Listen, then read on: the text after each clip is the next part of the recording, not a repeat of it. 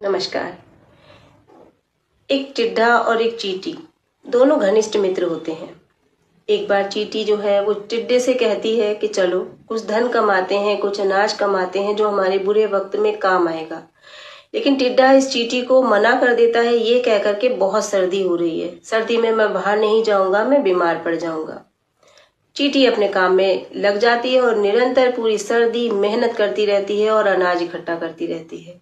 फिर थोड़ी गर्मी होती है, चींटी वापस इसके पास आती है और फिर इससे बोलती है कि चलो अब तो सर्दी का मौसम भी निकल गया और गर्मी का मौसम आ चुका है, कुछ अपने लिए अनाज इकट्ठा करते हैं, कुछ कमा करके लाते हैं जो हमारे बुरे वक्त में काम आएगा। लेकिन टिड्डा इस बार भी चींटी की बात नहीं सुनता और कहता है कि तुम तो पागल हो गई हो, इतनी गर्मी में भी कोई मेहनत करता है, आराम से अपने घर के अंदर बैठो, लू लग जाएगी।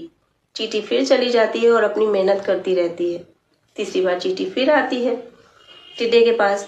इस बार टिड्डा जो है वो चींटी से कहता है, अरे इतना सुहावना मौसम हो रहा है, कहाँ तुम काम के चक्कर में पड़ी हो, चलो घूमते हैं इधर उधर, मौज मस्ती करते हैं, हमेशा जब देखो तब निरंतर मेहनत ही करती रहती हो। चींटी इसकी बात पर हंसती है और फिर चली जाती है। उसके बाद आता है बरसात का मौसम।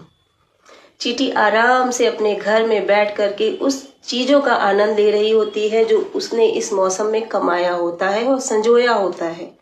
लेकिन टिड्डा परेशान इधर उधर घूम रहा होता है क्योंकि उसने कुछ भी इकट्ठा करके संजो करके नहीं रखा होता। कुछ ऐसा ही हमारे साथ भी होता है। जब हमें मेहनत करने का समय था तो हमने निरंतर मेहनत करी, निरंतर प्रयास किया, जाड़ा गर्मी बरसात किसी का आनंद नहीं लिया, निरंतर मेहनत करते रहे। और दूसरी तरफ जो लोग जाड़ा गर्मी बरसात मना रहे थे वो आज परेशान हैं, लेकिन फिर भी वो लोग आपको ताने मारने पे नहीं छोड़ते कि आप तो आज आराम से कैसे बैठे हो। जब आपने वृक्ष लगाया था, वृक्ष एक दिन में नहीं लगता, जब वृक्ष फल देता है तो बहुत अच्छा लगता है, लेकिन उस वृक्ष को लगाने के लिए और इस लायक बनाने के लिए कि वो आपको फल दे, बहुत मेहनत करनी पड़ती है। जब वो आपने मेहनत करी थी उस समय आपके साथ कोई नहीं खड़ा था, किसी ने आपको पूछा था कि इस वृक्ष के लिए आपको मिट्टी खाद पानी किस चीज की जरूरत है? नहीं पूछा था ना। लेकिन जब आज फल है तो हर कोई पूछता है। ये दुनिया का दस्तूर है।